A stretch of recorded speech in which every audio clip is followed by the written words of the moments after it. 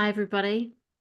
Welcome, and thank you for joining us today. My name is Libby, and I'm here with Francis, Deep Trance channel of Mercredan. And today we're going to talk to Mercredan about sleep. We spend a third of our lives sleeping, and we've heard many sleep experts tell us about the physical need for sleep. But today we're going to ask Mercredan about the metaphysical relationship of sleep. Do we really need how much the experts say we need? And are there non-physical processes that are happening through sleep? If you enjoy today's content, please give us a thumbs up, like the video, and subscribe to keep updated. Feel free to ask any questions. If you're live, do so in the chat box. If you're watching this on replay, please feel free to ask any questions or post any comments. Let us know what you enjoyed about this video and anything that you would like us to ask Mercredan in the future. But without further ado, I'll cross over to Francis and he'll bring Mercredan in and we'll see what he's got to say for us today. Over to you, Francis. Once again, it is my privilege and pleasure to come and spend these few moments of your time. When you sit to receive all the various elements slot together and bring forward one's creative forces, one's creative juices, as it were. One adopts the framework of stepping outside of the creation and becomes the author, the authority, the creator of one's exploration in consciousness. Enough for us to begin our conversation. Thank you, Mercredan, and thank you for being with us again today. Your introduction, when you say we sit to receive, is this what we're also doing when we're sleeping? Are we stepping outside of our creation and in the receiving mode? Of course, one drifts away into the distance and consciousness unfolds. So there are frameworks, there are patterns, there are cycles of intention. First of all, one moves into the depths and, shall we say, allows the conscious mind to drift into what you call sleep, into the background. And then, shall we say, the unconscious filaments begin to coalesce to explore the options that the dream world offers. One starts then to write the new short story.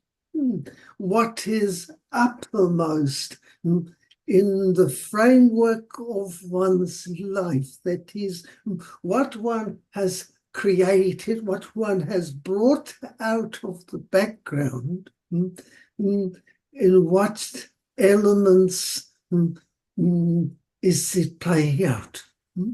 So one, shall we say, makes up one's first storyline. And then one begins once again to drift. The story is re-evaluated as one sinks down and begins the repair job. That is, the body has to be, shall we say, renewed. That is cellular activity and so forth, eliminations and so on, that is required to reinvigorate the body. You understand? Then again, one rises into the position of the authority. I want to say, shall we call the authority the soul nature? As I have pointed out, soul is something one gives authority to. And yet it is not the same as the spirit. Does this follow? And have we said enough on that? Yeah, thank you. So what you're telling me is that during sleep, the body needs to be renewed. That's the physical, the cellular, on the cellular level. But then once we are in that sleep state, we are also drifting into the background and allowing consciousness to evolve. So that's the non-physical role of sleep. Shall we say it is a cyclic nature, because one is often activating, or should we say electrically stimulating areas of the body as a reference and a feedback into the story one is working through. You understand, one is creating the story and one is trial and error in the unconscious realms, so that one does not put the physical body at physical risk. You understand, sometimes the inner authority is working with the fears, the angers, and so forth, the sexuality that one suppresses, represses in physical life. And so these activities occurring in the body, which shall we say, produces all sorts of hormonal and other responses that the physical body then uses in its next phase of repair, renewal, and reinvigoration. Do you understand? So, shall we say the inner world is interacting with the outer world as such, which, as we have pointed out, fields of influence affect one another. So, shall we say the threads of one's unconscious predilections, that is what one is attracted to, worked with in the inner freedom of the dream consciousness.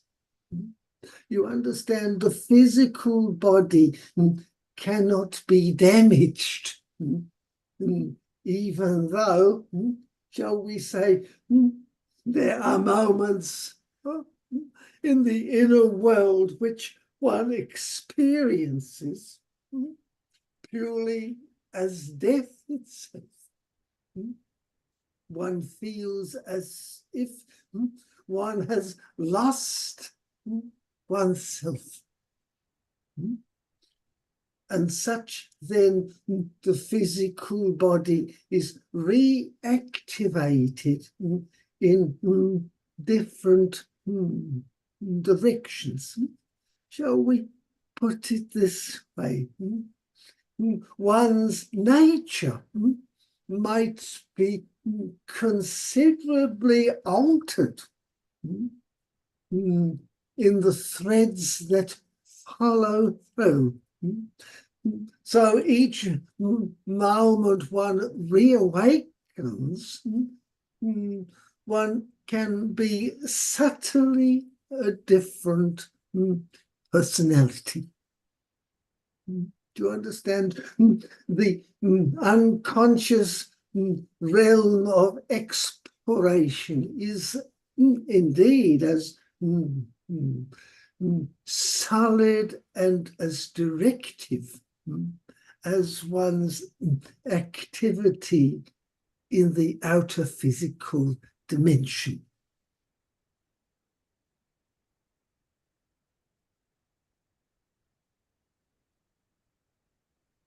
Thank you. So when you refer to our trial and error in the unconscious realms, that's when we do remember things from our dream state, right? One might remember or not remember. There are, shall we say, specific dreams that one could call enlightening. I mean that not in the sense of some spiritual awakening, but that one returns with a new understanding of events and interactions. Sometimes, shall we say, one is entering into the dream world with different upsets, and one comes out of that dream environment with a sense that one has misinterpreted events and interactions.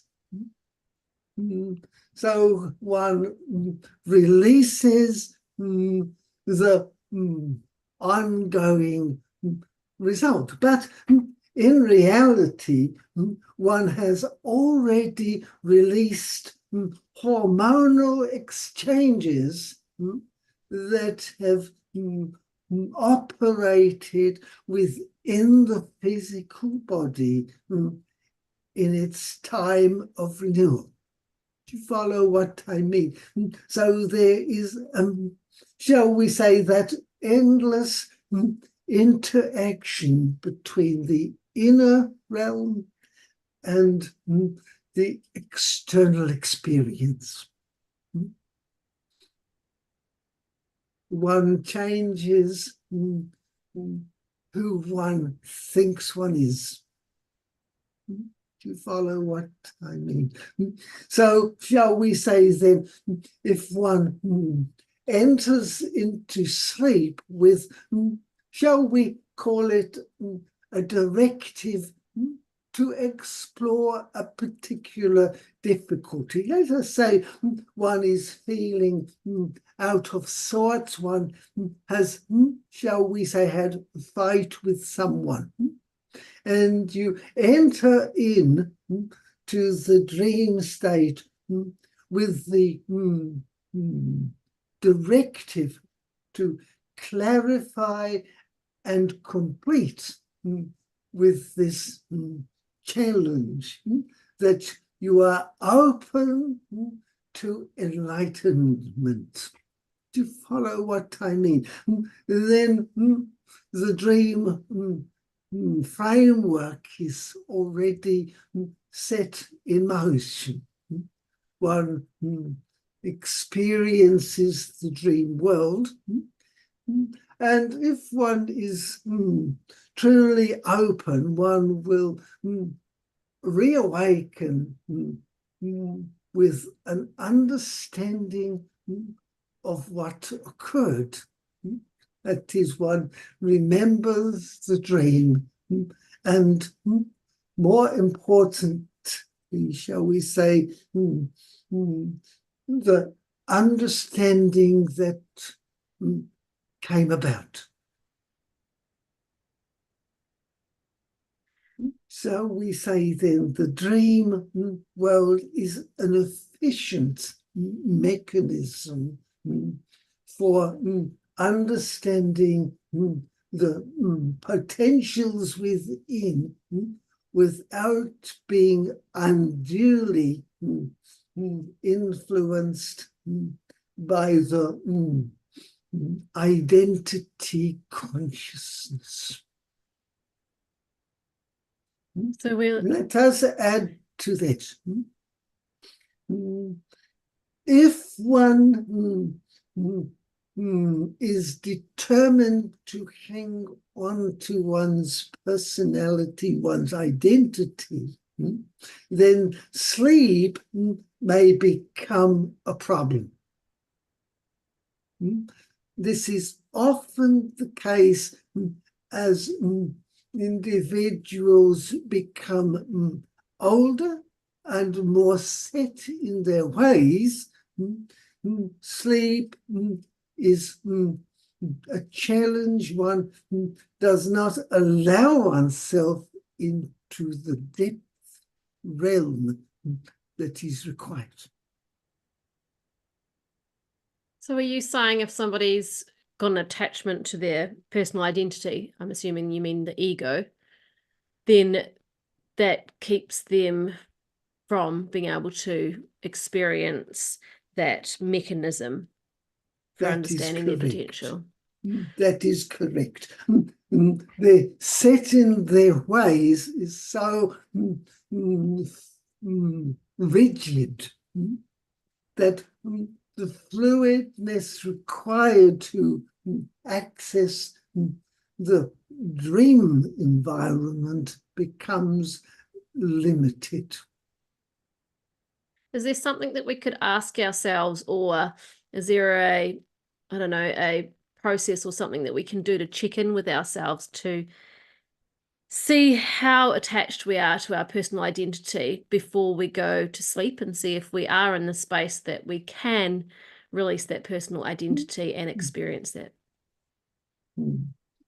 As I began, when we sit to receive, you understand, when you are willing to receive, one is already willing to let go of one's rigidity, one's certainty that certain things are as they appear.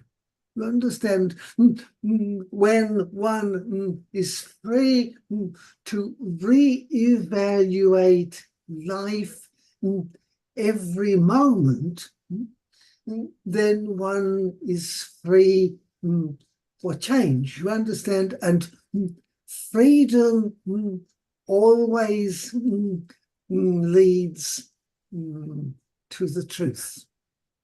The truth, in fact, will set you free. And is this the same with meditation? If you're willing to sit there and receive through meditation, then it's likely you're willing to let go of your... Of course. But what occurs in most meditations is one is filling the framework with more of the same. One has the idea that a meditation is a certain way of being, not to sit with openness to receive. Do you follow the difference? Is one is not following anything, any pattern whatsoever. One is simply asking for divine intervention. Let us take an example. Let us say one has had a difficult day. One sits to receive. One offers that, what do I need to learn? Now you are sitting to receive. All sorts of ideas come in. One acknowledges each one and lets it go.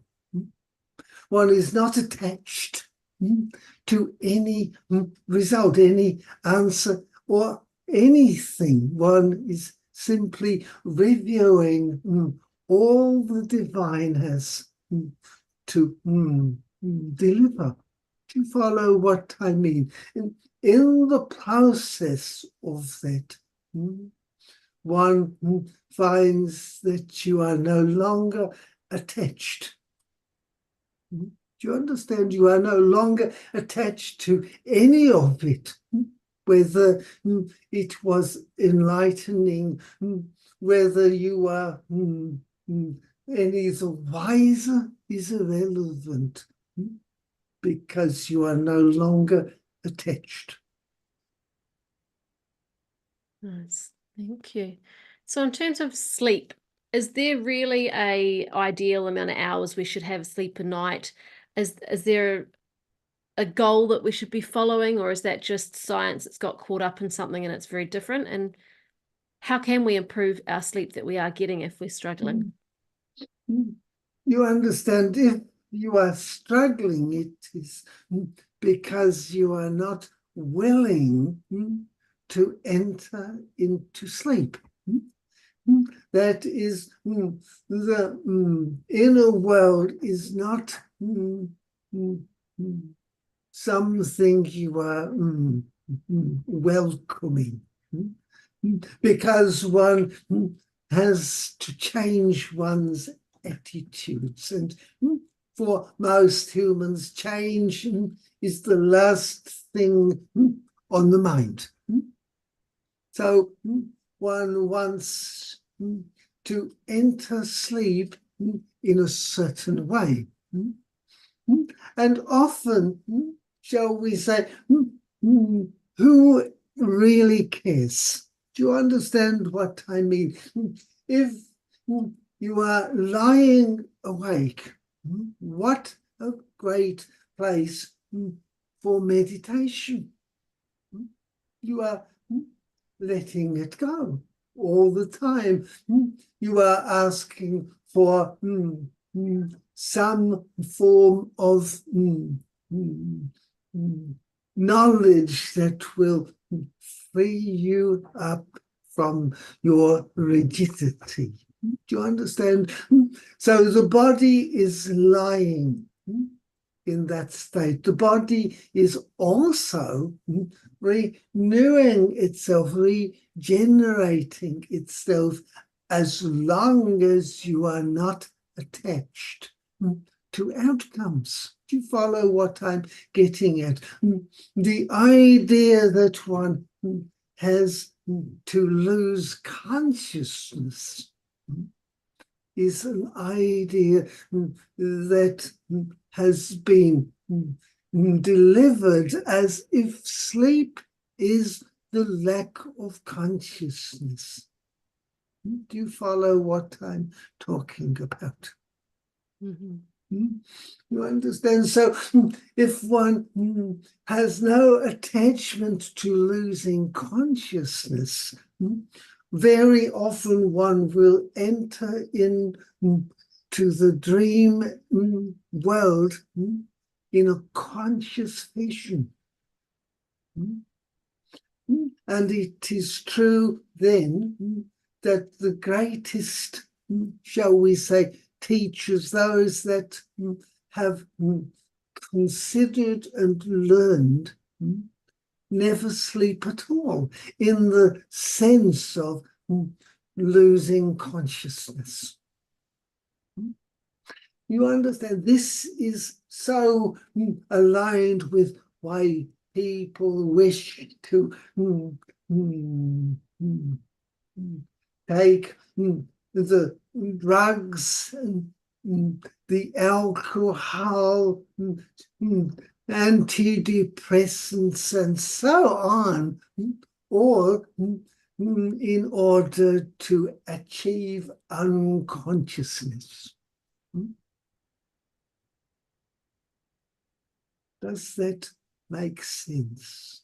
It does. Mm, Thank you. And so when you are not so identified with losing consciousness, one realizes there is an inner world where one's authorship is, shall we call it, the draft of one's ongoing novel. The new situations one is trialing to which one best suits the overall direction of my unfolding novel of life. Thank you. Is there anything else you'd like to add today? Shall we say, in terms of my dear friend, as we go into these states, we are shifting consciousness from the outside to the in. Letting go, sitting to receive, opening the, shall we say, the vocal framework and allowing the message to pass. It is not anything other than the divine message on show.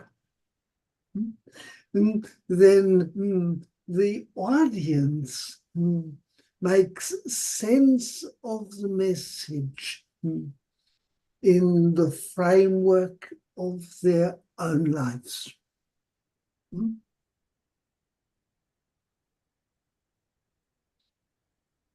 That is enough for today. Thank you. Once again, it is the honor of being here.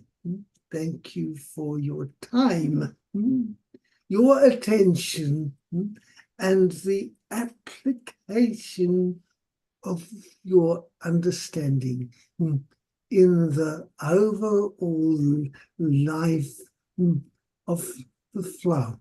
Thank you and goodbye. Thank you, Mercredan. And thank you, Francis. And thank you for everybody who's still with us and listening today. Thank you for your open mind and your curiosity to contemplate what's being offered here today. If you've enjoyed this content, please do click the thumbs up button, give us a like, that really helps us with YouTube, and subscribe if you're interested in keeping updated with future YouTube lives and any not live content that we do load up. If you are interested, we do offer personal channeling sessions with Mercredan. They're one-on-one or one-on-two, and they are 60 minutes online. All the information is on our website. Link is in the description. In the meantime, Delane will be back here in 3 days' time, same time, talking to Mercredan about the spiritual significance of cancer and the various forms of cancer, and maybe even a little bit about prevention and what we can do. Thank you so much for your lovely feedback. I really appreciate that. And have a great day wherever you are. Cheers. Bye.